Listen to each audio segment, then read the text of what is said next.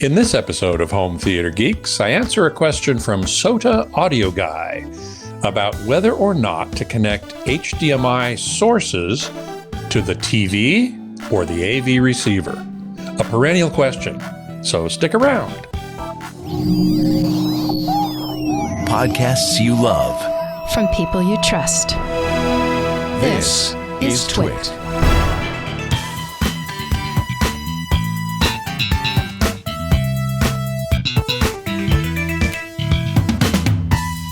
Hey there, Scott Wilkinson here, the Home Theater Geek.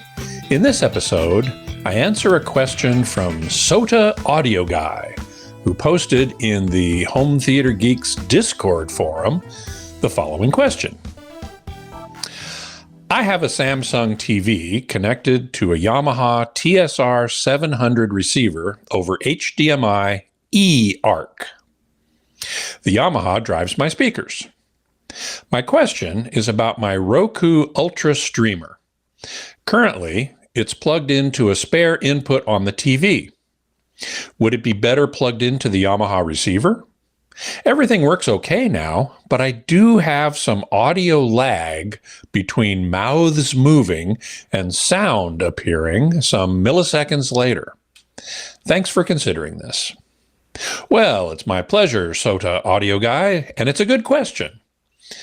First, let me make sure that everybody understands HDMI eARC, which stands for Enhanced Audio Return Channel. So basically what that means is that the HDMI cable that connects the output of the receiver to the input of the TV can carry audio from the TV back to the receiver. This is illustrated in graphic 1, and we'll take a quick look at that and show you that before audio return channel, you had a source, an HDMI connected to the home theater system, we'll call that the receiver, and then another HDMI cable connected to the TV.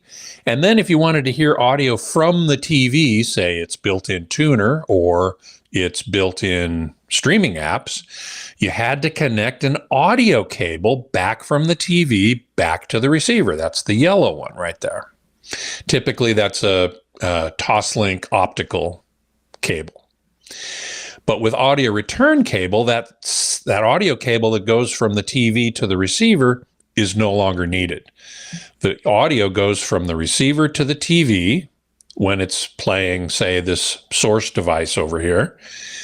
And then when you're playing the built-in tuner or the streaming apps on the TV itself, the audio gets sent back to the receiver along the same cable as is carrying the information to the TV from the receiver from different source devices. So you have an HDMI cable from the Yamaha TSR 700, and I have a picture of the back panel of the TSR 700. So you can see the HDMI output is in the upper left corner-ish. It's the HDMI connector that has it's colored differently, shaded differently.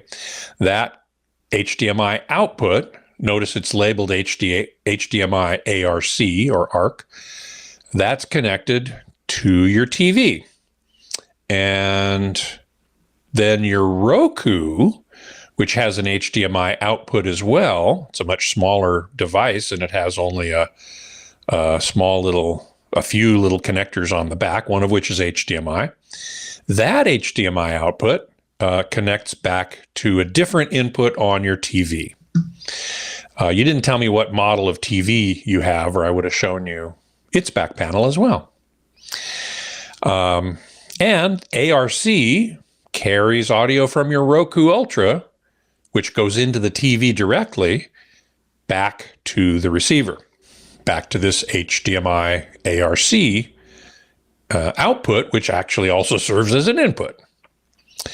Now, generally speaking, I prefer to have all source devices, such as the Roku, connected to the receiver and use that to switch between devices. The way you have it now, you're using the TV to switch between the TV itself and the Roku streamer. I prefer to have the receiver do the streaming. That way, there's only one connection to the TV, which is acting like a monitor. And since you have an external sound system, that's really what it's doing. It's acting as a monitor.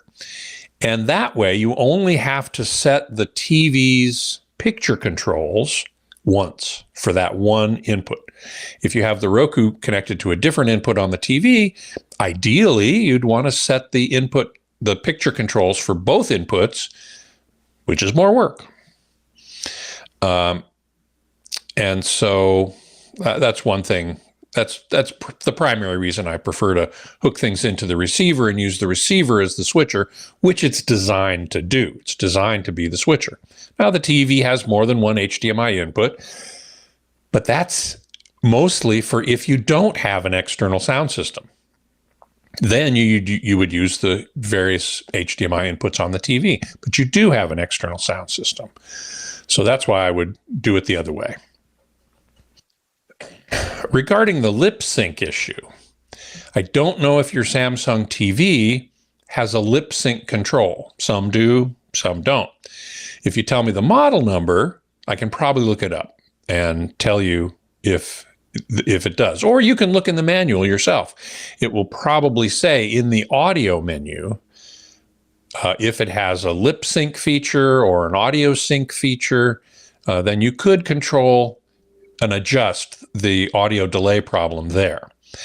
If it doesn't, I don't see any way to correct the problem or improve the situation the way you have it set up now. The Roku Ultra, I have one too, and I looked in its menu system pretty carefully, and I did not see any lip sync or audio sync control in the Roku menu at all. So the way you have it set up now with the Roku connected directly to the TV, there's no way to address the problem. On the other hand, the Yamaha TSR 700 does have a lip sync control that should let you bring the visuals and the audio into sync. You turn it on in the option menu, and then you adjust it in the settings menu. The setup menu. And I learned that by downloading the owner's manual for the TSR 700 and looking it up. And so you should be able to do that too. I don't know if that control is global for all inputs or individual for each input. If they were smart, they did it individually for each input. But this is another argument for connecting the Roku to your receiver, because that's the only way you're going to solve that lip sync issue problem, by using the lip sync control in the Yamaha receiver. So I hope that helped. Now, if you have a question for me, just send it right along to htg@twit.tv. I love answering these questions, and I will do as many as I can right here on the show. And as always, we thank you for your support of the TWiT network with your membership in Club TWiT, which gives you access to all the shows TWiT produces in their video form. And you can come into the Discord channel and interact with the hosts and all kinds of cool stuff like that. So hope you'll consider it. Until next time, geek out.